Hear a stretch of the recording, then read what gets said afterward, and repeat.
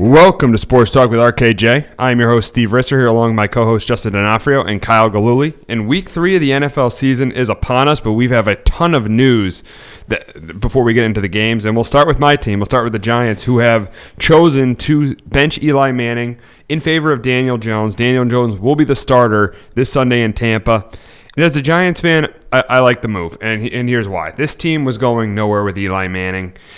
I think you need to see what Daniel Jones can do. Maybe, yes, I know he's a rookie, but maybe he could provide a spark for this team. Maybe he gives the Giants a better chance to win than Eli Manning. We'll find out about that. But I think this is the right move at this time. Yeah, a lot of people are going to say, "Oh, you're going to ruin his confidence." But if you're going to take a guy number 6th overall, you can't worry about ruining his confidence. You can't pick a guy 6th overall and have him holding a clipboard all year. You really can't. That's why I am happy that Daniel Jones is starting on Sunday. I'm really excited to see Daniel Jones starting on Sunday. Not totally sure how it's going to go, but I am really excited to see Daniel Jones start on Sunday. And this goes back to Dave Gettleman having no clue what he was doing in the offseason, bringing Eli back. Bringing Eli back was a complete waste. I mean, it wasted a ton of cap space where you could have improved this defense. You could have re-signed to Landon Collins on defense. You could have went out in free agency and got a couple guys on defense. But that $22 million cap hit was just absolutely ridiculous. And this just shows you Dave Gettleman pretty much had no plan what he wanted to do with the quarterback position this year at all. But now him and Shermer, their jobs are on the line. I mean, not this year, but pretty much after 2020. Their time with the Giants is going to be defined with the way this guy plays. I mean, if this guy is terrible, after next year, both of them, Pat Shermer and Dave Gettleman, are going to be fired. So their time pretty much is going to be defined on how Daniel Jones plays. And they better hope, Pat Shermer and Dave Gettleman, that he plays well. Yeah, you better hope. And, Eli's had a great career at the Giants. 2 Super Bowls. It goes on. He's had a great career. And the thing is I heard, her name was Amita Marks or whatever. She was like one of the inside for the Giants. She was saying that, from an inside source, that the Giants actually thought that they had a chance to get to the postseason. They thought they contend with the Eagles and Cowboys this year. And I guess after the loss last week, they finally swallowed that pill and said, okay, yeah, we're not going to be able to compete with those two teams. But it is weird that they brought Eli back for $17 million, isn't it? I think so, yeah. So that's so it's like probably the most expensive backup ever. Yeah, so it's crazy, and it's like, so you're going to just let Eli now sit on the bench for $17 million?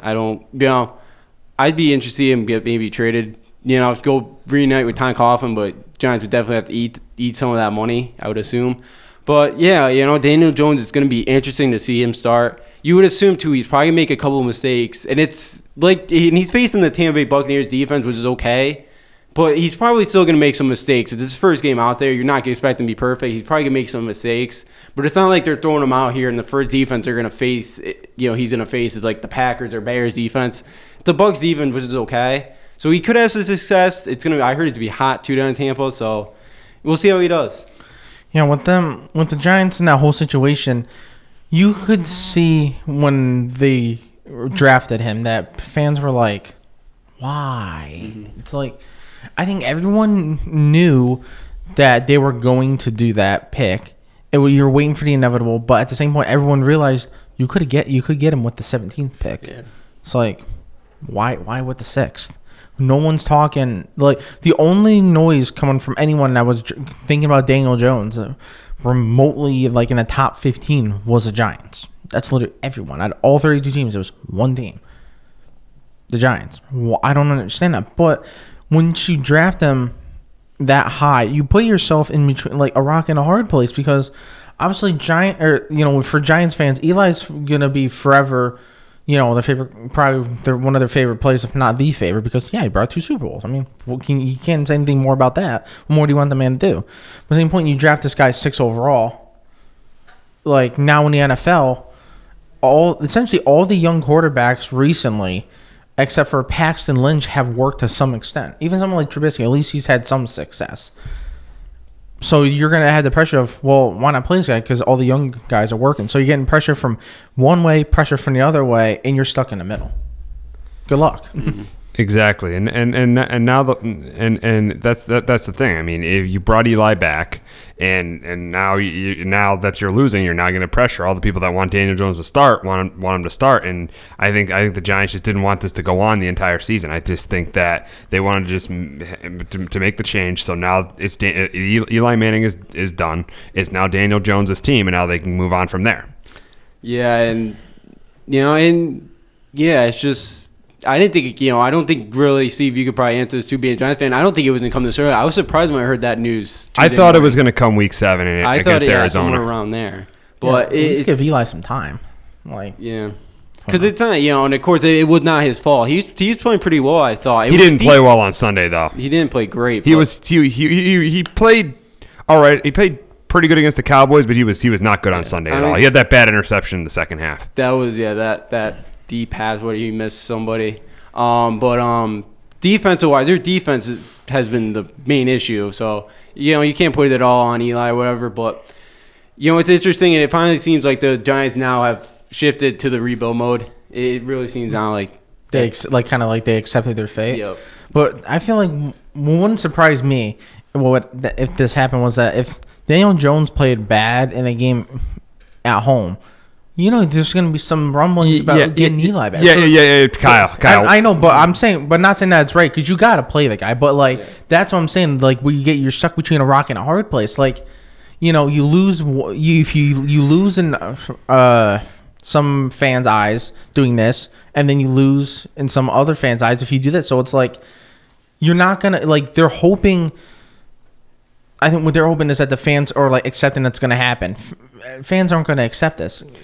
People love Eli there, so it's because you're not going to expect Daniel Jones isn't going to pop out and be all pro. He'll probably show some decent spots, especially when Golden Tate comes back.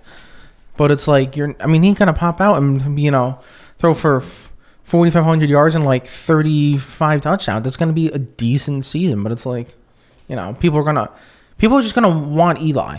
He's just too loved there.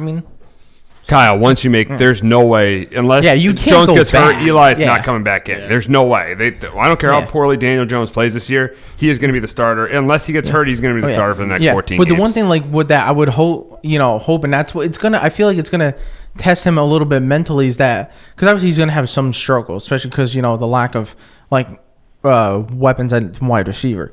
Is that if he plays bad and you start hearing fans chanting, about saying, we want Eli and all that, he can't let that get to him. Because if he lets that get to him, then I'm just going to be honest, he's going to be too soft for New York at that point. If he lets that get to him. We'll see what happens there. Now that the Daniel Jones eras begin, we can now reflect on Eli Manning's career and the major painful. Hey, stop. Well, because I'm a Patriots fan. I know. But the major debate that's been going on the last couple of days is Eli Manning a Hall of Famer? And personally, I don't think Eli Manning's a first ballot Hall of Famer. I don't think his numbers merit being a first ballot Hall of Famer. If he's first ballot, I will riot. I'm letting that be known. I don't think his numbers merit being a first ballot Hall of Famer, but I think he's going to get in the Hall of Fame because because he won 2 Super Bowls. And also, yes, he won 2 Super Bowls, but I think the fact I wouldn't say Eli Manning's a great quarterback, but he was a very good quarterback throughout his career. He was a solid franchise quarterback. So the fact he was a solid franchise quarterback and he won 2 Super Bowls, I think is a big reason why he's going to make the Hall of Fame. I think looking at his numbers statistically, and he's top 10 in passing yards. He's in the top 10 in that category too. So I think yes, his touchdown to interception ratio isn't great. His quarterback rating is not great, but I just think winning those 2 Super Bowls and being a solid franchise quarterback is what's going to get him into the Hall of Fame. Justin. Yeah, I think he will get in. I think it's definitely not going to be first ballot Hall of Famer, but he definitely will get in one year. Yeah, the 2 Super Bowls, and he was always a healthy quarterback. He's, Sunday's gonna be his only second missed start. That's a great point. Durability too. I mean, he started over 200 consecutive games. Yeah, and you're seeing now QBs are dropping absolute flies. Him and Brady seem like they're, besides the 2007 year when he tore his ACL, Brady's only missed really nothing. They've been the 2 consistent quarterbacks to stay healthy. The last since they both came in the league. So I definitely think Eli. He had and I know the last couple of years hasn't been great for Eli. But before that, getting the 2 Super Bowls, he's been good enough. He's been a good franchise quarterback for the Giants. So I think he'll get in eventually. And me being, I'll say it off the bat. I'm a salty Patriot fan when it comes to the 2 losses. Obviously, the Super Bowl that stings. But I don't think he should be a Hall of Famer, but I think he will end up in Hall of Fame. One, because you have the Manning name. It's it's one of the pride families of the NFL. So that's going to play into a factor.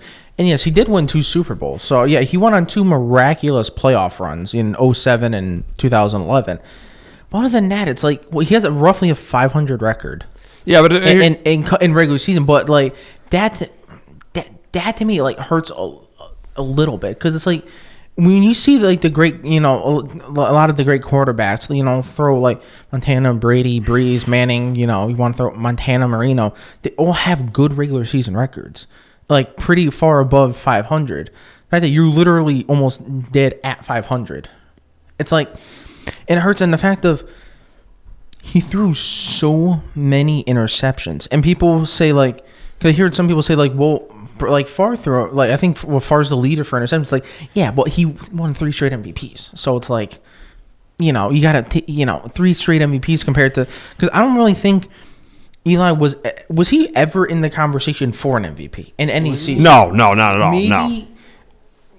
I don't know how far it's down the ballot he finished, but I mean, because the only year I could, 2011, you definitely could. Because that's the only year that like I think his stats are kind of without the 2011 season, there's no way he'd be considered for the Hall of Fame. Because he was just a hair under 5,000 yards, 4,933. And then he had, make sure I read it, 29 touchdowns. Even still in that season, still threw 16. Yeah, but for a big reason though, So he carried that team through the regular season. And Yeah. he had a ton of fourth quarter comebacks that year. I mean, without him, there's no way that team even makes the playoffs, and they won the Super Bowl. Yeah. Well, then it's like, then you look at other seasons that he's had. Like, and yes, I know 27, 25. I know you're going to rip the 25 interception season. Let me explain to you about that season. A lot of those, he did throw for over 4,000 yards and over 30 touchdown passes that year. And a lot of those picks were off Akeem Nicks or Steve Smith's hands. So you're going to sit, yes, he's led the league in picks 3 times. But one of those years he led the league in picks, the Giants won the Super Bowl. One of the other years, as I explained in 2010, balls were off receivers' hands. And then, yes, 2013, I'll admit, he was not good at all. But to look at the interception thing, he is a solid franchise quarterback, and with 2 Super Bowl rings, and he's not a first ballot Hall of Famer, but he should be a Hall of Famer, and he's going to be a Hall of Famer. Yeah, it's like I said, I don't think he should, but I think he will end up in a Hall of Fame. Just literally because you win 2 Super Bowls, and it's like when you also have some of the most iconic plays in NFL history, because I know right now the NFL is doing like their top 100 plays. And I don't know what they're at now, if maybe they've gone through all of it. But obviously, the play to Tyree, which don't even get me started on that, because I will go on an endless rant. That is one of the most well-known plays in the history. Then obviously the throw to Plaxico Burress. For some reason, I saw like the top 10 NFL forgotten plays, and that was on the list. I'm like, you're telling me a game-winning pass to defeat an undefeated team and stop their undefeated season is a forgotten play? Like, who forgot that play? I'd say the play that's the most forgotten in that Super Bowl was the 3rd and 11 to Steve Smith to get the first down. Yeah, I don't remember. The play before Plaxico Burress. Yeah, that's the play I think everybody forgets. And then it's like, then obviously you have the Manning, the throw to Manningham the next Super Bowl. But that was Kyle. No. I'm saying it's like he has the iconic plays. Kyle, that was an unbelievable throw. Yeah, that was the best throw of Eli's career. Yeah, that was an unbelievable throw. He has, when you have iconic, plays, because like every high level quarterback, like the top ever quarterbacks, always has those iconic plays. You can get it with Marino, Brady, Breeze, Manning, obviously with Rodgers. Pick a Hail Mary, that he's done, and even Peyton. With Eli, he has probably two of the most well known and like flashiest, and it happened to be in the biggest game of the year, the Super Bowl, both years. He has the plays. I think that's what ultimately he the name, the flashy plays, and the big moments, and then the 2 Super Bowls. Ultimately, that's going to get him. But like I said, personally, I wouldn't put him in, because at that point, are we putting in McNabb? No. I think definitely not. No. Because to me, I mean, yes, he doesn't have the trophies, obviously, but to me, it's like McNabb's here and Eli's here. No, dude, dude, come on now. What has Donovan McNabb done with that Andy Reid? Come on, dude. You're gonna sit there and debate telling me that Donovan McNabb is better than Eli Manning. That's ridiculous. That is absurd. That is absolutely absurd, dude. No, I think that is absurd. That's absurd. How? Give me a reason. Give me a reason why. Because this guy put up numbers. He never really had a number one. When did McNabb ever throw outside of the 1 year he had T.O.? When did McNabb ever put up 30 touchdowns in a season? How good is Andy Reid as an offense? What did he do without Andy Reid? Donovan McNabb was absolutely terrible without Andy Reid. Okay. He didn't even last the second season without Andy Reid. Yeah, that was later in his career. He was in his late 30s. I mean, come on now, dude. I mean, yeah, but that's late 30s playing back that football. If you shift it forward maybe 10 years, then I wouldn't have. There shouldn't be an excuse for him playing that. Well, but at that point, he went to Washington. Congrats. Every quarterback fails in Washington. Dwayne Hatson's probably unfortunately going to fail in Washington because it's Washington. They're terrible. That's why it's just like I'm saying personal talent and all that. I would say that he was better. It's just, I mean, he obviously doesn't have the clutch moments that Eli does. No, because you get rings. He's not better than Eli Manning, dude. Come on now. I would, dude. Come on. I would say he's better. No, he's not better than Eli Manning. Yeah. No. Yeah. No. Come on, dude. Come on. I would, because he had two. Because Eli, other than two ridiculous playoff, runs. You're forgetting the fact that the Giants won 12 games the year after they won the Super Bowl. They won 11 games in 2005.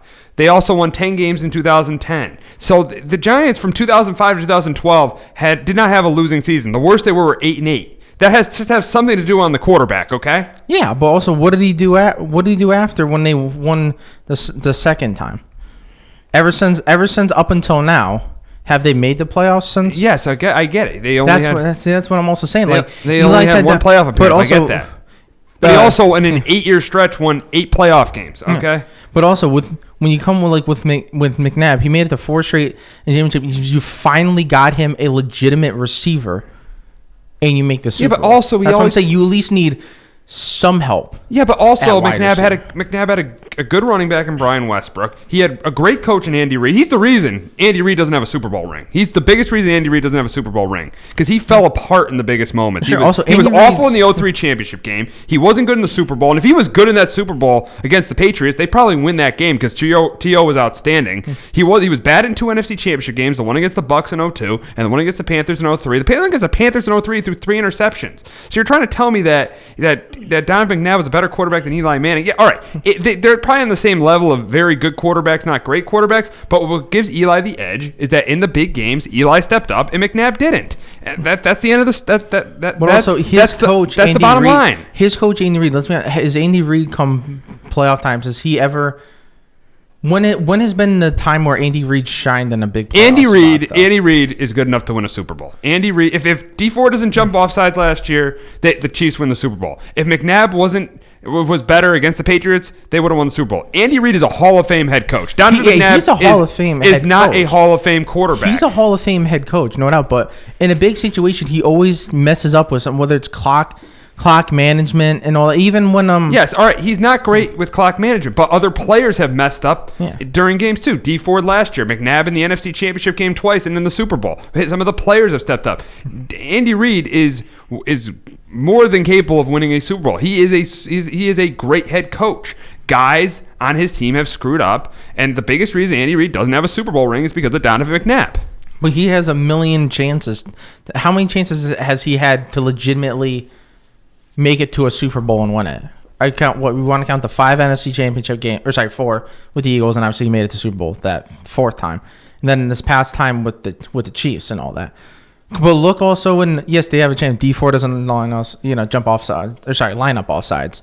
Then yeah, and on paper they're at least making it to the Super Bowl.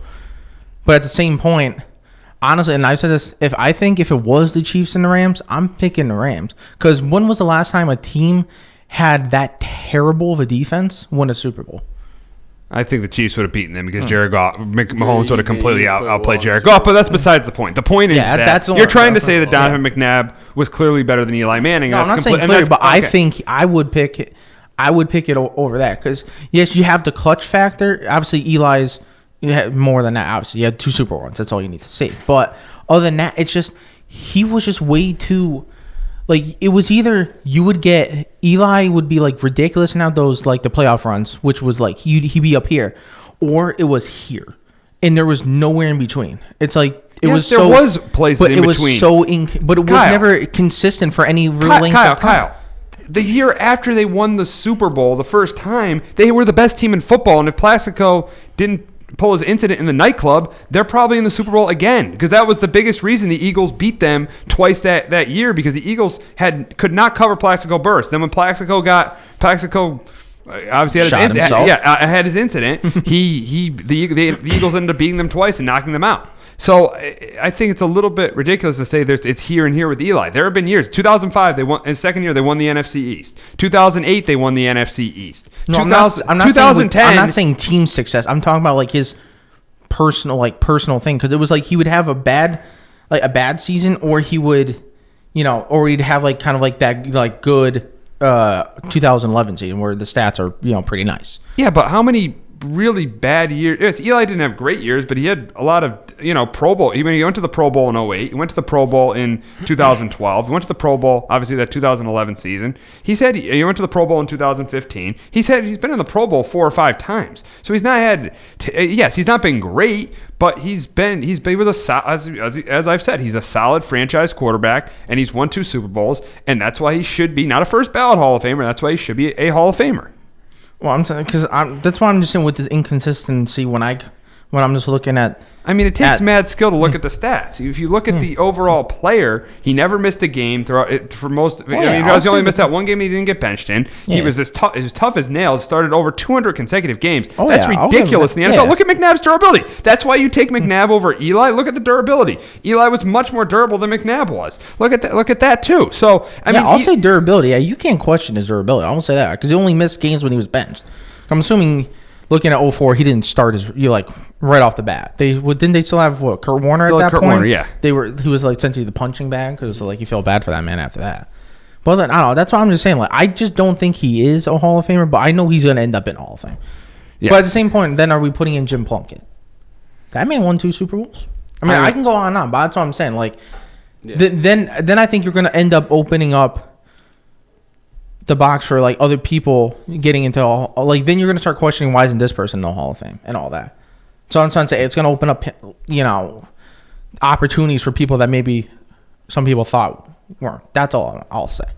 Yeah, so we got to go on, and we'll move on to Drew Brees, who got hurt last week, hurt his thumb, from Aaron Donald's hit, and he's going to be out for 6 weeks, and that's big trouble for the Saints. And the Saints are now trying to alternate quarterbacks with Teddy Bridgewater and Taysom Hill, and that is just not going to work. And if you look at the Saints' schedule coming up in those 6 weeks, they go to Seattle, they host Dallas, they host Tampa Bay, they go to Jacksonville, they go to Chicago, and they host the Cardinals.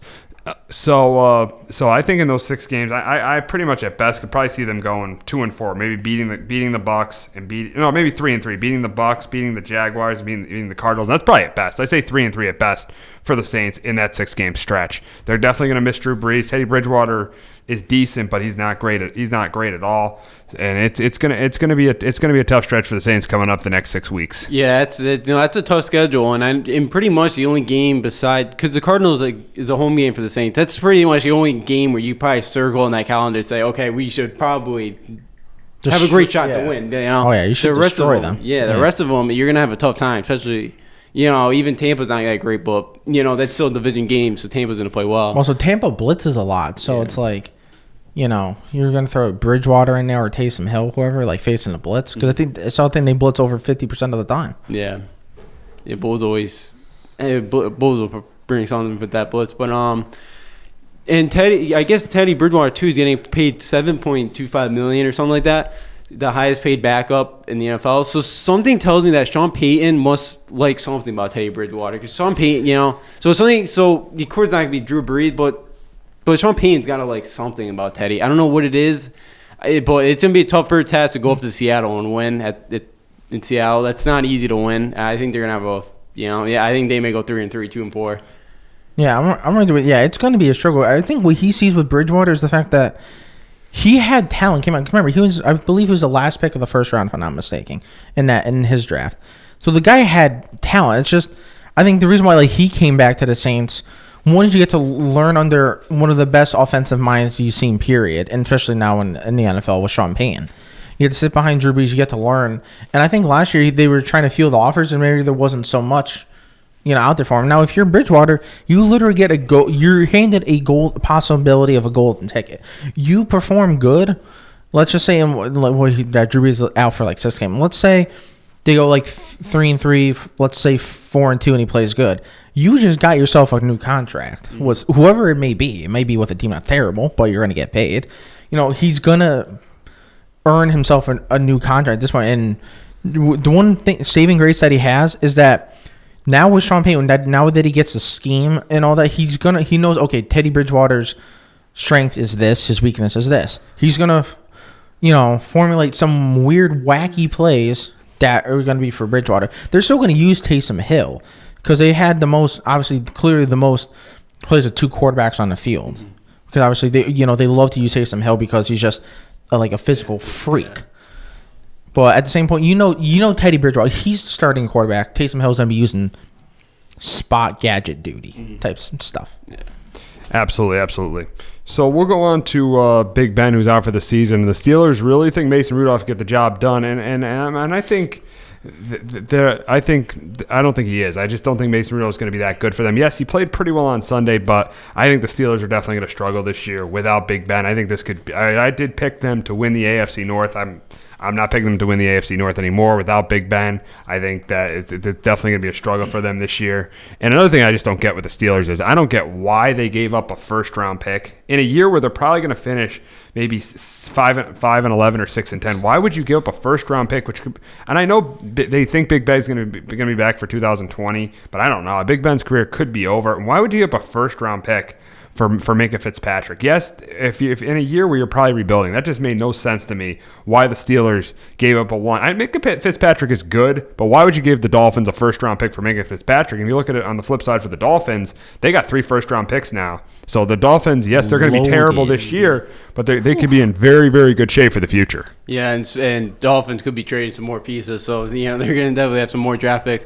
And the only reason I think they did it, they traded the first rounder, is they must love Rudolph, and they must think that he's Big Ben's a and Justin knows a lot about Mason Rudolph. What do you see in Mason Rudolph that might make him be the Steelers quarterback of the future? Because he has an arm. He played well Sunday. It's interesting. It's gonna be interesting his first start. We haven't really seen him in the NFL. He played in the Big 12. So again, we know that's an offensive league. Yeah. What is defense? Yeah. So, and the thing is too, which I'm going to be interested to see, is one of his wide receivers when he was at Oklahoma State was James Washington. So Sunday, those two already have good chemistry. Sure. So you have Juju. So if you can get Juju going, that gives maybe some opportunities for James Washington. So they already know each other. So something told me that James Washington's probably going to be very involved, and I think he's going to go to him a lot just because he knows him already. But I heard from Rudolph that he fought, whatever Big Ben does in practice, Mason Rudolph's doing it. He'll be behind him. He'll be mimicking every move that Big Ben makes. So again, it's not gonna be Big Ben, but I think Rudolph could be I think he could have some success. It's gonna be tough, definitely early, but it wouldn't surprise me if he has some success around here, because something tells me that the Steelers really like him. And, especially for Tomlin, there's been a lot of heat the last couple of years about, if you get fired or not. So something tells me that they do like him, and I would not be surprised to see him have some success. Yeah, because the one thing about him, his arm's it's decent. It's not like tier 1 level thing, but it's not like, you're not saying he has a noodle arm. Mm-hmm. You do know he is accurate in college. You definitely could see he has good accuracies. The problem I just see is the fact of, I feel like the way their style is, it's not 100% like one's here, but it's like Big Ben, the way he extends the play and breaks off every sack, it's almost like he does nothing. The defenders just fall off him, which to me just makes no sense how it happens. But hey, it's worked for him his whole career. With Mason Rudolph, you get a chance to show them, are you going to be the quarterback of the future? Because I think if he doesn't play well this year, I think the Steelers okay, this guy's not the quarterback of the future. We're going to try to get whoever down the line, which obviously they're not going to get a quarterback in this draft because no first round pick. But if Mason Rudolph does play good, they know they got the quarterback of the future, and then the problem is, if he does play good, their problem that's going to rise for them is, are they gonna when do you want to start pushing for him to be the quarterback of the future and actually like take the reins over for Big Ben. And when are you going to start building more towards for that offense? Maybe go more offensive heavy in draft and free agency or whatever. So that's what you got to start figuring out quick, because Big Ben with that elbow injury. Normally people say like Tommy John people are thinking like Tommy John when it comes to baseball players. That's like at least a year. NFL, that's not a year because it's a completely different motion. So you never know with that. But then at the same point, it's like Big Ben, was he 38 or some point? 37. Yeah, 38. I remember a couple years ago, he was thinking about retirement at that point. And now with his elbow injury, it's like, and didn't he just sign into a 2-year contract too? It's like, yeah. And the way that man plays, the man doesn't slide. Like, he doesn't, like, if he's going to get sacked, he goes down. So it's like, he's going to put himself in risk of injury. So, again, it's kind of a thing of you're stuck between a rock and a hard place. Do we keep going Big Ben, or do we push more towards our future, possibly with Mason Rudolph? And that with that trade, Mika Fitzpatrick for first, that's just stupid. That's all I gotta say. It's stupid. Yeah, absolutely. I mean, you're going to give up your first-round pick. That could be a top 10 pick. Yeah, you could top 10, potentially top draft a quarterback to not. Now you give that pick to the Dolphins. And what's going to happen if Big Ben can't play next year? Even if it isn't a quarterback, you can get some top-tier talent. Yeah, what's going to happen if Big Ben can't play next year? They could be in huge trouble. So Jalen Ramsey wants out of Jacksonville, and this all stemmed from the incident with Doug Marrone on the sidelines on Sunday in Houston. And a lot of teams are definitely want him. The Jaguars want 2 first-round picks. I heard rumors Kansas City might get him. I've heard rumors about the Eagles might get him. Those would be perfect fits on those teams. I mean, he's a very talented player, but you're also going to have to deal with baggage. It is all about him. He could definitely become a distraction in the locker room. So, and he is playing tonight for the Jaguars too. So he could become a distraction in the locker room. It's a lot of baggage, but a lot of talent there. For whoever's going to trade for Jalen Ramsey. Yeah, and that was, first of all, a dumb call by Doug Marrone going for 2. That was just and then to run the ball too. I know you have Leonard Fournette, but to run the ball, do a run that better fits Fournette's talent. Yeah, I-form or something. Yeah, the quickest way to lose your locker room, do that. Yeah, voila. And he lost Jalen Ramsey big time, but yeah, he's a special talent. He's a special talent as a cornerback. He's one of the top cornerbacks in the league. Yeah, top 2. Yeah, he's up there. But it's and it definitely is that. We keep seeing this from NFL guys. We've seen with AB the drama. He's another guy that could bring a lot of drama to the locker room. I also heard there's a video of him that just got leaked the other day that he wants to play in Las Vegas with the Raiders. Yeah, I do know that the video of Tom. I did see it was on some podcast. I'm not sure which one it was, but not that he was specifically said the Raiders, but is that I think they asked him a question of something along the lines of how it's playing in Las Vegas. Like it something along the lines. It intrigues him. So that could be because you're going to be a young man in Las Vegas. Yeah, voila, bachelor's paradise. Yeah, so that could be an interesting move for the Raiders. The Chiefs, if they get him, that makes them really helps out that defense. Eagles, they've been banged up in the secondary, so that would help them too. Interesting with the 2 first-rounders because he still has another deal, 1 year deal, or he still has another 1 year left. So it could be interesting. Could be a little high. We'll see what happens in that couple of weeks with injuries and all that because we've seen a lot of people go down right now. If they ask for 2 first-round picks, the only position I'm ever going to trade 2 first-round picks for is a quarterback. I don't care how talented you could be. You could be Deion Sanders in his prime. I'm not trading 2 first-round picks for you. A corner, yes, obviously it matters, and definitely mattering a lot more now in the NFL. That it's a lot more, pass happy than the '90s football, which is run. But at the same point, like let's say you're the Chiefs, I think honestly it would help them more than if the Eagles, because with the Chiefs, he can literally put him on a receiver and roll coverage to the side. It could be kind of like the Deion Sanders thing. Okay, we're going to put him, let's say they face the Patriots. Okay, we'll put him on Antonio Brown. Okay, we can, go over to Edelman's side and kind of double him, or, Josh Gordon, again, if he's still there. Double Josh Gordon. It allows you, it's so much more flexibility than, having to worry about both sides. Now you worry about one side. So that's what allows you. But at the same point, like I said, him being a little bit of a diva, it's bad. Because I think it's from the coach didn't challenge a 3-yard catch or something like that happened, and then Ramsey got mad about that, and then Doug Marrone kind of went back at him. Which at the same point, if you're the head coach, you can't go.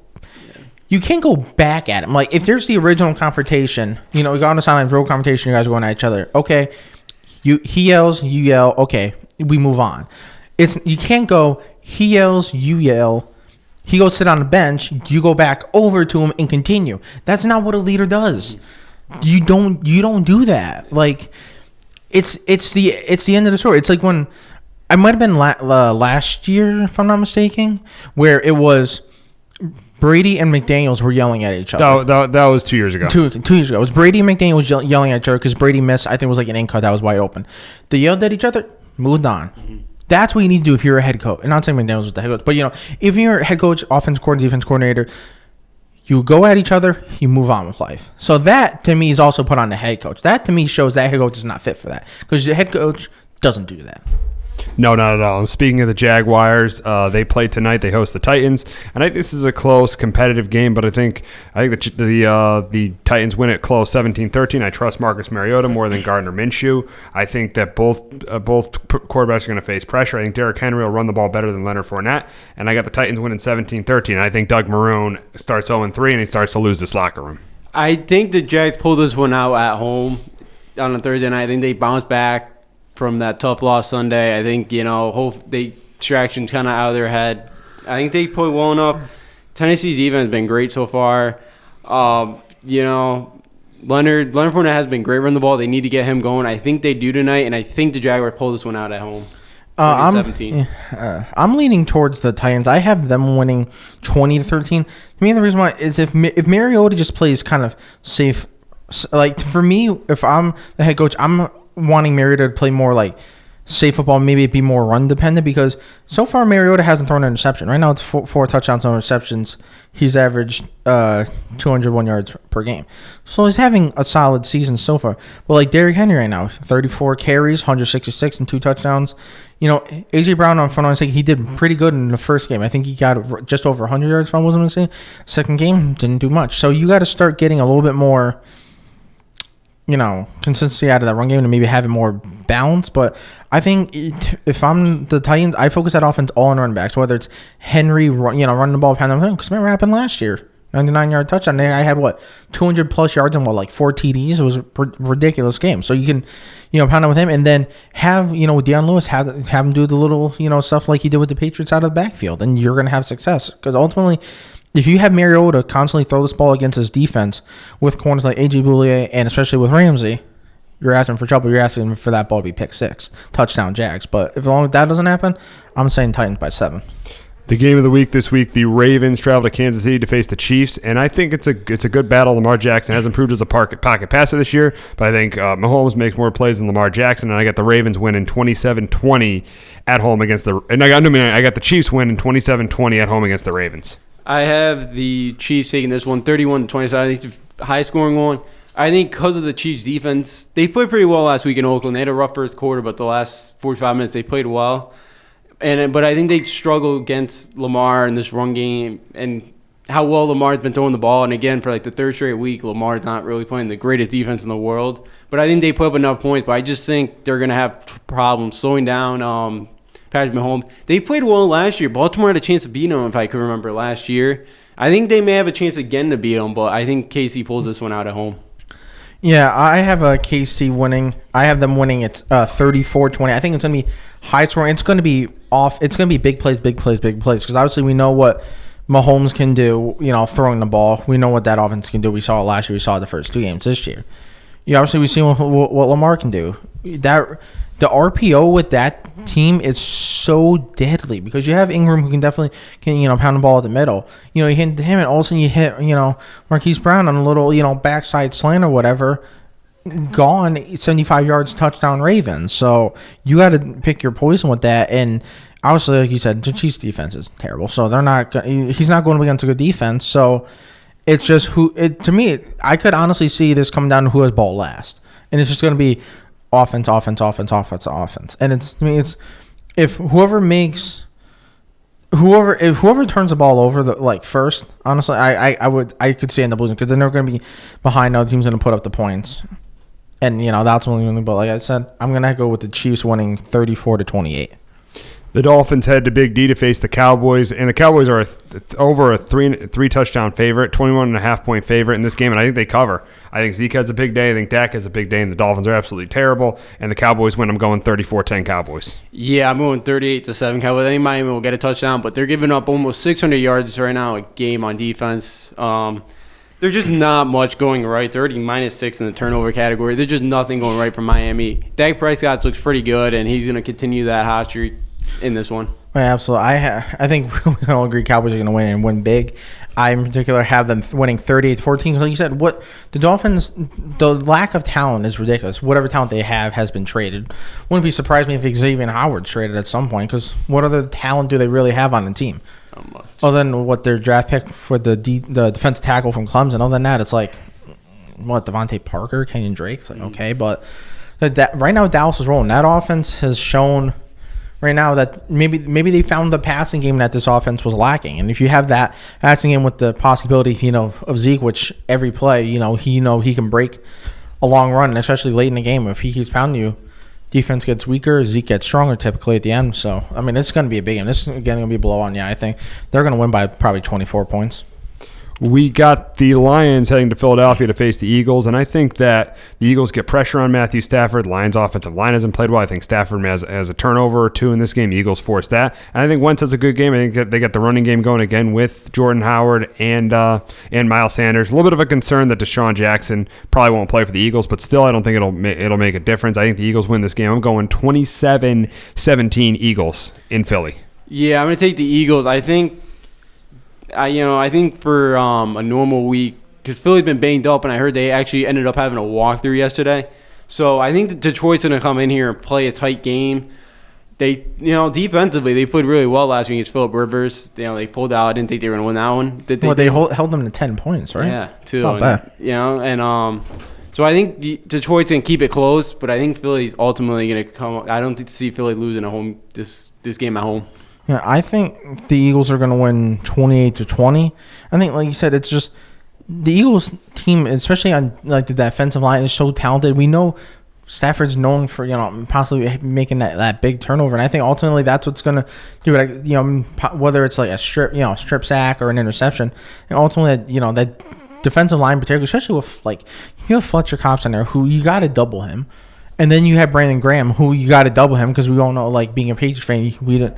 Double Brandon Graham in the Super Bowl. Guy made the one defensive play that was made in the game, ultimately won them the Super Bowl. So, defensive line in particular is just too good. That's ultimately, I think that defensive line in particular is what's going to win the Eagles the game.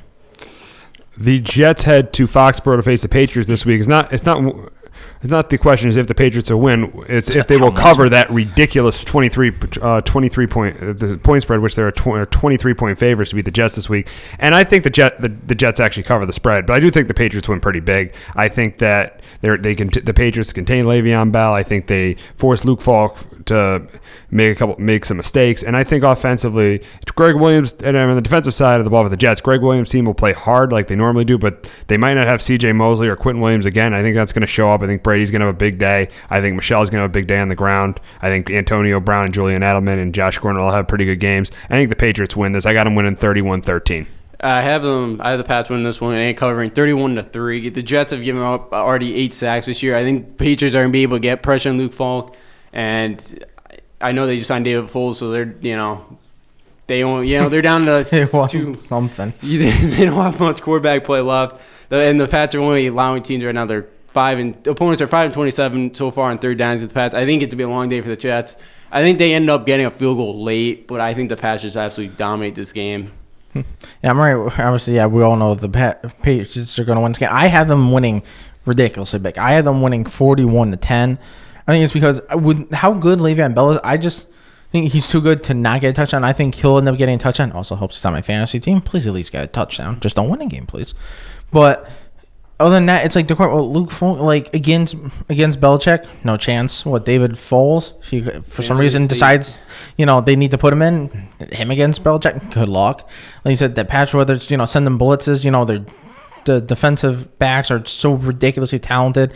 Plus, they have depth for days, especially at the corners. And in this offense, who in the Jet secondary is going to cover Antonio Brown, cover Edelman, cover Josh Gordon? or cover James White come out of backfield. Good luck. And then you want to mix in Sony Michel at the run. It's going to be it's good. It could be very easily be a similar game to the Dolphins. I wouldn't be surprised if they shut him out, but I just have, to me, personally, with leaving him out, I just think he's too good to let them get shut out. So I think 41-10 Pats. The Falcons head to Indianapolis to face the Colts this week, and I think that Matt Ryan has not played well so far with 5 interceptions in 2 games. I think he plays better this week. I think finally the Falcons get the run game going with Devontae Freeman because Darius Leonard might not play for the Colts, so I think the Falcons are going to be able to have success running the ball, so I think Matt Ryan plays well. And I also think the Colts are going to have success running the ball too with Mack and Wilkins. I think they both have success running the ball.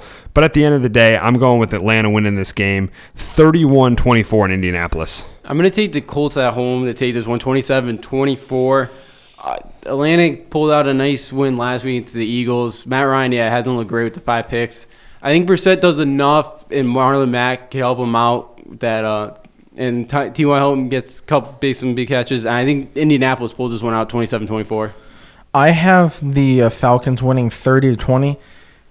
The reason why I just think it's the fact of if Andrew Luck was playing in this game, this could maybe be the game of the week. But unfortunately, we all know what happened with him, and you get Joey Brissett, who is a solid starting quarterback.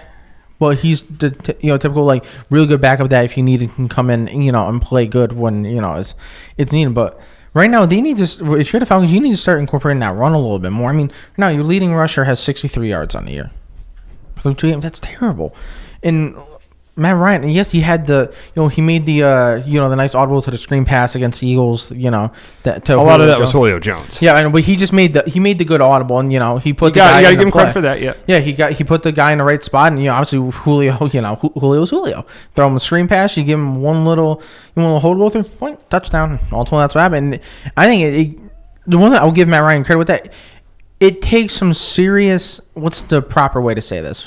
It takes some it's like serious courage, I'll say that, to call it a screen pass on 4th and 5, because if anything goes wrong, one little tiny misblock, whether it's the receiver that's out there or the tackle that goes out there to try to block, one little misassignment, he gets tackled and you're not even getting the ball past the line of scrimmage. But what he ultimately recalled, good blocks, touchdown, and they won. But right now, you need to start incorporating this run because this offense is a little bit too one-dimensional. And when you have a running back like Devontae Freeman and a backup like Ito Smith who's solid, you need to start incorporating that run more because that offense is way too one-dimensional for having running backs of that talent. The Broncos head to Lambeau Field to face the Packers, and I think this is the game where Green Bay's offense has a huge day. I think Von Miller and Bradley Chubb have not played well this year, and I think Green Bay scores over 30 points. And I think also their defense gets pressure on Joe Flacco, and Flacco has a rough day. I think this is a blowout. I'm going 34-17 Packers. I'm going 24-10 Packers. Yeah, I cannot believe when I saw this. The Broncos have not gotten a sack with that deal of Bradley Chubb and Von Miller. I can't believe they don't have a sack yet. Just try sending 7 at some point. I mean, might as well. Yeah, you got a great D line and a couple linebackers. So, yeah, it's surprising, but I think Green Bay that defense is going to dominate Joe Flacco. They haven't been able to really get it going offensively. Yeah, and I think Rodgers will get enough done. 24-10. Yeah, I actually have the Packers winning 31-16. I think the Broncos are going to have a little bit of success, but I think mainly they're going to be kicking field goals all day because I think this defensive backers is ridiculously good. It has talent everywhere. There's really not a glaring weakness of this defense. And then, like you said, I think that offense right now it's been starting, but you have a guy who's their head coach who's kind of thought of to be this offensive wizard type stuff with a quarterback of Rodgers' talent. This offense is not going to be this bad for that long. There's no way it's going to linger on for much longer in my eyes. So, and like you said, it's ultimately, I think this is going to be the end of the pilot because you have Chris Harris, who's a good corner. But other than that, who's their other corner? Like, you're going to put him on Devontae Adams? Okay, then Rodgers is going to be willing to throw his other guys. And ultimately, that's going to work because their other corners are not that good. We have the Raiders in Minnesota to face the Vikings this week, and I think that it's going to be a tough week for the Raiders. I think the Vikings are going to get pressure on the quarterback, and I think Kirk Cousins is finally going to have a good game, get the ball to Adam Thielen, get the ball to Stephon Diggs, and I think Dalvin Cook continues to play well. I don't think he has as good of a game as he did the first 2 weeks, but I still think he has a good game, and I got the Vikings winning this. I got them winning at 28-17 against the Raiders. I have the Vikings winning this one 20-10. The Raiders' rush defense has been really good. They're banged up, though, in the secondary. Abrams court done for the year. So I think the Raiders are going to be able to stop, and if they're able to stop Cook and make Cousins beat them, they have a good shot. But I think in the secondary they're going to struggle to cover Diggs and Thielen. So I think that's where the Raiders are going to struggle. But I think they could possibly really shut down Dalvin Cook. But ultimately, I think they, if they still lose, probably 20-10. Yeah, I have the Vikings winning 28-20. I have them winning, but I don't have them covering the because they're for 9 points right now. But like you said, the Raiders' rush defense, they're only giving up 63 yards per game. Pretty good on that pass defense. 355. Ew. That's not good. But the one saving grace is you're going up against Kirk Cousins. Hopefully, you're hoping Kirk Cousins doesn't decide to have that one maybe good game a year that he has against you guys. Because with, Conley, that injury that he had looked scary. Because that looked, to me, similar, like the way his head compressed, it looked similar to what Ryan Shazier happened. You're not hoping this man's paralyzed, to the, any extent, especially, what Shazier had. It seems like about a saving grace. This man is completely healthy.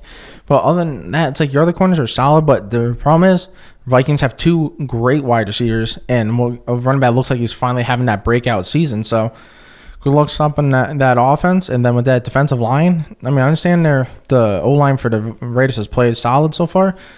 You're going up against Daniel Hunter, Paul Joseph, and everyone. So good I luck. think in Incognito, the Raiders get Incognito back this week too. That could help, but I don't think it's going to help enough. Bring that Raiders mentality back. Yes. For sure. He has that.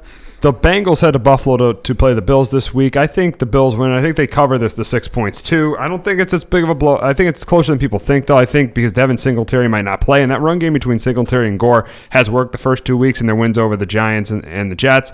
But I think that Josh Allen makes enough plays, more plays than Andy Dalton. I think the Bills' defense plays really well. And I think the Bills win this game and go to 3-0. I got them winning 20-12 this week. I have the Bills winning 21-15. I think since he covers the spread. I think Josh Allen makes enough plays. He's been playing pretty decent, running the ball. Since he looked awful last week, I picked them last week. They looked awful. Both sides of the ball got absolutely dominated by the Niners. Joe Mixon's got to be able to get a run game going, and I don't really think it's going to come this week either in Buffalo. They're pretty good against the run, but I think since he keeps it close enough, and then the Bills go 3-0. I actually have the Bengals winning 21-17 because right now I think the Bills are feeling themselves a little bit because I think the Bills, people weren't thinking of, well, at least me personally, I wasn't thinking Buffalo was going to start off 2-0 and all that, but they have so far, so it's obviously a good start for them. But I just think because to me Josh Allen, he's especially his first season, he had some games where he showed flashes. Let's say kind of like how the game against the Vikings, where all of a sudden was like, what's going on? Against a good defense, he showed out. But then there's games where he doesn't play as good. And I think that's going to be one of the games. I just think he's not going to, especially if Carl Lawson plays, who is just a very good, rusher, the passer.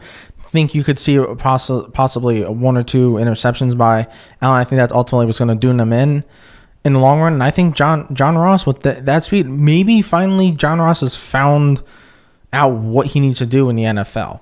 But so far, 2 games, he has 11 catches, 273 touchdowns. That might be, I know it's not, but it feels like that's more than what he's done his whole career so far. But they need to get that run game going because 27 yards is your leading rusher for the season. Terrible. But if you can find that balance, ultimately I think the Bengals won. But I think it will be a close game. It will be, I think, 4-point victory for Cincinnati. We got the Saints traveling to if we go to the 4 o'clock games, we got the Saints traveling to Seattle this week to face the Seahawks, and I think the Seahawks have success because the Saints will probably have Sheldon Rankins out, so the Seahawks will have success running the football. I think Russell Wilson has a big day getting the ball to Metcalf and Tyler Lockett, and I think on defense, I think the Seahawks defense contains Alvin Kamara with Jadeveon Clowney and with Bobby Wagner. I think they make some plays in the passing game, even though because the Seahawks secondary is so bad, even though we don't know who the quarterback is going to be, Teddy Bridgewater or Taysom Hill. But I think at the end of the day, the Saints win the Seahawks win the game, and I got them winning 31-20. I have the Seahawks also win this one, 27-17. I think Russell Wilson has a good day. The thing that worries me about the Seahawks is that they've given up 8 sacks. The Saints already have 9 sacks, so they're gonna get. I think the Saints could get some. Will have some success against the Seattle offensive line. I think they'll get to Wilson. But without Breeze, I don't think they're going to generate much in the offense. I actually had the Saints winning 20-17. And it's because I think that Peyton's putting out like the noise of, okay, we're going to use 2 quarterbacks. I think he really knows that Bridgewater's his quarterback. And like I said, he's going to use Taysom Hill in the spot gadget duty. And I think with that secondary of the Seahawks, I mean, I think Michael Thomas could have been. I could see him going for like 150 in this game, because when you give Sean Payton time to put together a game plan now that he has Bridgewater, instead of just like, mid-game Breeze gets hurt and all of a sudden he's like, oh God, what are we gonna do? Am I gonna use the stuff that I was gonna use for Breeze with Bridgewater? What am I gonna do? And then he's got to make something an on-the-fly decision. Now he has a week, try to scheming up against Seahawks. I think because of that, I think Michael Thomas is going to have that big game, like I said, about 150, and ultimately that's going to be a close 3-point win for the Saints. The Steelers without Big Ben travel to San Francisco to face the 49ers, and I don't care who's in the backfield for Kyle Shanahan's offense. They're going to have a big day. I think the Niners run the ball for over 100 yards, and I think the Steelers, they move the ball a little bit with Mason Rudolph, but I think they kick a lot of field goals and they don't get a lot of touchdowns, and I think the Niners win this game, and I got them winning 31-19 over the Steelers. That's good. That's pretty close. I have 31-20, the Niners. I think they're going to have success again like they did against Cincinnati last week. They haven't gotten a 3-and-out yet this year, the Niners, so they've been able to move the ball a little bit. Or actually, they've been moving the ball pretty well. I think they do it again this week against the Steelers secondary that's really struggled this year without Big Ben going out west. I think, Rudolph plays okay. I think you'll see decent outing for him, but I just don't think they'll be able to keep up with the Niners. Yeah, I have the Niners winning as well. I have them winning 24-17. I think ultimately that pass rush, because they have depth at that pass rush, and it's good pass rush too. That's ultimately, you're going to see a couple turnovers, I believe, from Mason Rudolph, and that's ultimately what's going to do them in, because their run game, when they've had Steelers with run backs, they've had talent like James Conner, Le'Veon Bell, but for some reason they go away from it. They always just want to pass. And right now, they've been averaging almost nothing for rushing. They've been averaging 56.5 yards per game, which is terrible. And the Niners have only been giving up 73. So you have, that, with that run defense, so they're not going to lean towards that. They're going to lean towards the pass. And with that pass rush, I don't see it like how the Steelers could win. I think both defense. I think you're going to see a lot of sacks. I think Garoppolo's not going to have the best game, but the run game, they're averaging almost 180 yards. Like Steve said, you put a run back in that offense, they're going to do work, and that's ultimately what that run game is going to be what wins the game for the Niners. The Texans travel to LA to face the Chargers, and I think this is a game where both quarterbacks are not going to be protected at all. But sacks for days. I think the difference in this game is going to be, I think Hyde's going to do more on the ground than Eckler and Jackson will do for the Chargers. And I think right now Deshaun Watson is the better quarterback than Phillip Rivers, and I think that's the difference. That's why I got the Texans beating the Chargers 27-24. Yeah, I got the Texans win this one, 23-20. I didn't like the way the Chargers played last week or Phillip Rivers. They were 1 for 3 in the red zone last week. You got to convert better, especially against a Lions defense that's not great. So I think the Houston gets it done. J.J. Watt's been surprisingly quiet. He doesn't even have a solo tackle yet. He's only got 2 assists so far. So, this week he could definitely get it going, start getting himself involved in the game, and I think Houston's able to put up a couple more points in LA. I actually have the Chargers winning 27-24. I think it's because the Texans' pass rush against that O-line for the Chargers should do good, but just that top-tier talent with Joey Bosa and Melvin Ingram for the Chargers, I just think they're going to be on Watson all day, every day. Every play, because that offensive line is not that good, especially even with getting tunneled. It's okay, decent, but it's nothing spectacular. That defensive line is just going to eat all game, and ultimately they're going to win by 3 points.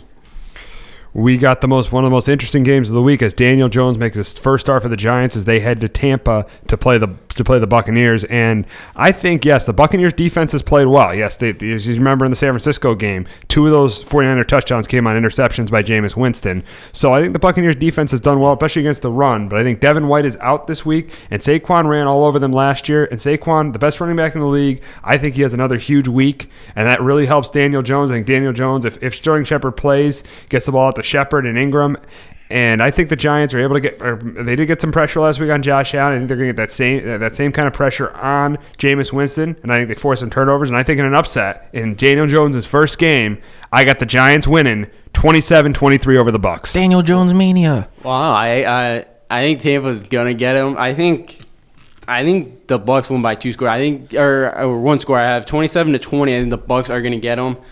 I think the Giants got to ease Daniel Jones in this game. Give Barkley going early. Give him 3-4 straight carries. Get Barkley going. Get a nice first down for him. The defense hasn't been able to force a turnover for the Giants. I think this could probably be the week. Jameis has got to hold on to the football. He cannot be throwing turnover. He cannot be giving away turnovers, especially in a Giants secondary and defense. And bad turnovers still. Yeah, that have not been great. So if James can protect the ball, I think they could possibly win by 2 scores. I just don't know don't think James can do that. So I think the Giants do keep it close. Who do you think I have winning this game? The Bucs. No, I actually had the Giants winning. Oh wow. Yeah, it pained me. I was like writing it down. I'm like, oh, I hate myself for doing this. But I do think the Giants are going to win. It's going to be an ugly game. It's going to be 17-14. But I think the reason why I have it, I think Daniel Jones is going to bring a little spark to it because I feel like this year he's going to show some flashes, but also he's going to show some negatives. But I mean, it's a rookie quarterback. That's what you're going to get. I just don't believe in Winston, to be honest. I think that man, the fact of when you have certain turnovers. Let's just say you lob it up to Mike Evans and it happens to bounce off his hands for an interception. That's not really a bad throw. It just it's an unfortunate bounce. Winston's turnovers are just terrible. It's like that screen pass and was a week 1. It's just like, why are you throwing that? Throw it at the feet, move on, next play. Ultimately, I think no one's going to show some pop. I think Barkley's going to have a big game, and we're going to see some interceptions from Winston. I could see in a pick 6 at some point because Winston is just terrible. And Mike Evans only has 6 catches. They have not. James hasn't really gotten him involved at all. He's got to get Mike Evans going. Yeah, and if Barkley has a big game, that opens up Evan Ingram in that play action. That man's fast. Boom. Panthers travel to Arizona to face the Cardinals this week. I think both teams are going to have trouble protecting their quarterback. I think Cam Newton is not 100%. He's going to struggle this week if he plays. And then I think Christian McCaffrey has a good day. Not as great running the ball as receiving the ball. But I think Kyler Murray makes more plays than Cam Newton. I got the Cardinals winning their first game, giving Cliff Kingsbury's first win, 20-17. I also have the Cardinals win this one, 24-21. Carolina, I don't know what that play was last Thursday night at the 1-yard line. The one thing I'll say about that real quick, I watched it a million times. I think he got that first down when he stretched out for it. You think he got in? Well, not for a touch, but I think he got the first down. Because you see, right as he's going out of bounds, all of a sudden he just goes and stretches it over. That's what I personally think he got it. Because I don't even think it was reviewed. I was like, we're not reviewing that, but whatever. You're going to hear me complain Carolina lose. I was in the car listening to it, so I don't really. And then I saw the replay, and then I heard the call. I don't know why you'd run outside with McCaffrey at the 1-yard line. That wasn't the smartest idea. But, yeah, I don't know why I don't pound him between the tackles. But I think Carolina, with Newton not being 100%, I think he's going to struggle again, and it's going to be a cause for concern for the Panthers. And I think Kyler Murray picks up his first win in the NFL. I have the Panthers winning 21-17, and I think it's no reason that it's going to be the Panthers' offense going to win. I think it's just going to be a defense. That defensive line against that Cardinals O-line, which is just Swiss cheese. I mean, I think Kyler's going to show pops at that point, and he's going to put up numbers, but that defense I think is too good. And ultimately, unfortunately, you're going to see a couple turnovers, whether it's Kyler getting strip sacked and interception. You're going to see turnovers from that Panthers defense. I think that defense is going to win them the game, and I had the Panthers winning 21-17. Sunday Night Football, the Rams travel to Cleveland to face the Browns, and I think the Rams have success running the ball with Gurley and Malcolm Brown. I think the Browns have success running the ball with Nick Chubb, but I think the problem is Baker Mayfield hasn't played well this year so far, and I think he makes some mistakes at the end of the day. Both quarterbacks will, I think, be under pressure, but I think Jared Goff makes more plays than Baker Mayfield, and I'm going 24-20 Rams over the Browns. Yeah, I'm going 27-17. When is the last time the Browns have been on, prime time? Like Sunday, a primetime game has been, I don't remember. The 90s? Probably. I don't remember ever seeing on Sunday night. Or the 1 year they had Derek Anderson. That was good. Yeah. But Baker, so Baker has not looked good at all. 2 touchdowns to 4 picks. Hasn't played well, and I think he's going to struggle against the Rams. I know, and even when Brees played last week, like the one quarter he played, he didn't do much at all. So I think the Rams have a lot of success defensively, and I think they come in and win by 2 scores, 27-17. Yeah. I have the Rams winning 31-20, and like I said, I think it's just Baker with the turnovers. He's doing turnover on he supposedly was going to have a ridiculous year, 2 touchdowns, 4 interceptions. ooh, that's like, okay, that's not good. Like, okay, you're averaging 305 yards a game, okay, like, but your turnovers, that's ultimately what does it. One thing worrying with the Rams is that Aaron Donald I believe he was limited in practice because of a back injury. So it's like, you don't want that. How much are you going to play him in practice? Like, you got to watch out, because if you keep aggravating that back, that could have, effects during, later on in the season, when ultimately you're going to need a guy of that talent. But I just think with the wide receiver, especially, this shows how valuable Cooper Kupp is. He might not be the best receiver on the team, but he's the most valuable receiver. You seen what that, did last year, when he was healthy, then he got hurt, and you saw the offense kind of struggle. Now you've seen look at that. Look at the, I believe, I guess he was just a yard short according to the rest. But you saw that long, ridiculous, catch and run that he had. What he did. But I think ultimately it's going to be the offense for the Rams is going to put up some good points. It's going to be 31-20 victory for the Rams. The Monday night game is the Bears and the Redskins, and I think the Bears defense is just too much for Case Keenum, and I think the Bears win 24-13. Yeah, it's going to be another ugly one. I think the Bears win this one 17-7. Case Keenum hasn't played terrible at all. He's been playing well. Surprisingly, no interceptions. I just think Chicago D will change that. Mitchell Trubisky, though, he's got to play better. No touchdowns yet, one pick. His QBR is a 65 so far. He only has 348 yards in 2 games. He's just been awful. Especially that Packers game. Oof, he's been awful, and I think he does enough. I think he'll do enough because it's a Washington defense. I think it's going to be close, but Washington D's not good enough. I think they won 17-7. Honestly, I think this could be the ugliest game of week 3. I do have the Bears winning 20-14. I just think it's just going to be ugly because the Redskins defense is solid. Trubisky right now is not doing good. Keenum's been doing, surprisingly good, because especially what people were expecting from him, especially with this offense, because the weapons aren't exactly, there for him. But that Bears defense is too good. They're going to be all over this offense, and I think I messed that up. Bears defense is going to be all over the Washington offense, and then ultimately the defense for the Bears is going to win in the game, and it's going to. I could see them putting up the only touchdowns for the Bears this game and have them winning 20-14. We'll wrap up with college football, and we start with Michigan and Wisconsin. I think Wisconsin beats Michigan. Michigan hasn't been impressive in their first couple wins. Yeah, this new offense that Jim Harbaugh has been trying to showcase has not been great. They should have lost to Army. That was bad. Michigan's fumbled the ball 10 times. They've lost 5 of them. Shea Patterson's lost, I think, 2 or 3 of them. He's got to be able to hang on to the football. You need to just duct tape a football to every player's hands and have them literally just walk around like this for a day. Yeah. Do it. Yeah, keep it under, And Wisconsin defense, I know they played Central Michigan in South Florida, but their defenses look terrific. They've only given up 40 rushing yards in 2 games. I think Wisconsin defense shuts them down. Jack Cohen actually looks like – I'm very excited to see him go up against a good Michigan defense because he's looked good. Jack Cohen, the new quarterback for Wisconsin's looked good the first 2 games. Excited to see how he plays against Michigan in a big game. I think Wisconsin takes this one at home. I think very low scoring, 17-10, and Harbaugh's seat gets hotter. But the thing about Michigan is they still have plenty of more chances. So I think if they do lose this one, then they could win out because they still have Michigan State, Penn State, Ohio State, Notre Dame. They still have a shot to get to the playoffs. This won't make or break their playoffs, but it's gonna put that right on, teetering on the edge. Yeah, you gotta win out now. Yeah. All right, right now I have Wisconsin winning a low scoring game. I have them winning by it's going to be a one score. It's 3 points, 4 points, 7 points. I have them winning by 1 score because right now Michigan has shown, especially with Harbaugh as the head coach, it's really showing up in big games. I need to see it before I believe in it. So that's why ultimately I think Wisconsin's going to win the game by 1 score though. The last game we'll talk about is Notre Dame going to Georgia this week. I think Georgia wins by 2 scores. I think Jacob Fromm is better than Ian Buck, and I think Georgia wins big. Yeah, in the biggest weakness right now for Notre Dame is they've given up 224 rushing yards. The thing was Louisville and New Mexico love to run the ball. That's one thing. But I just think Georgia's up front is just going to be too much for them. And I think, Georgia's just been running the ball just for under 300 yards per game. And I'm very excited because both teams really haven't been tested yet. Very excited to see because Georgia could be in that top tier with Clemson and Alabama just sitting there with them. Yeah, probably the SEC championship game again, right? Yeah, and it's starting to set up for them with Alabama starting to get really banged up in the defensive side of the ball. Jacob Fromm, when he throws the ball less than 25 times, they've won every game. And I think that's going to happen again. I think, Books missed a couple of plays last week. Didn't look great. They've struggled on third down. They're only 6 for 22. I just think Georgia too much on a Saturday night down in between the hedges.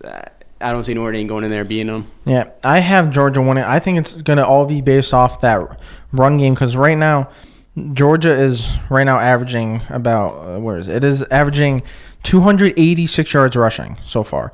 And Notre Dame's given up 230 rushing.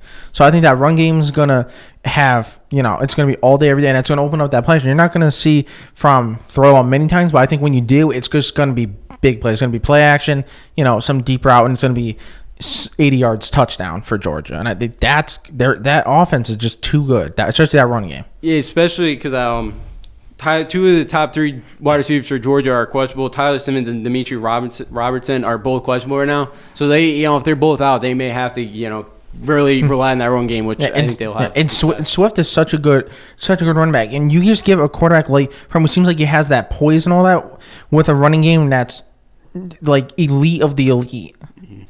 Play action all day long against Notre Dame. That's going to wrap it up this week for Sports Talk with RKJ. For my co-host Justin D'Onofrio and Kyle Galuli, I'm Steve Risser. We'll be back next week talking Week 4 of the NFL and Week 5 of the college football season and starting to preview the baseball playoffs. Have a great weekend, everybody.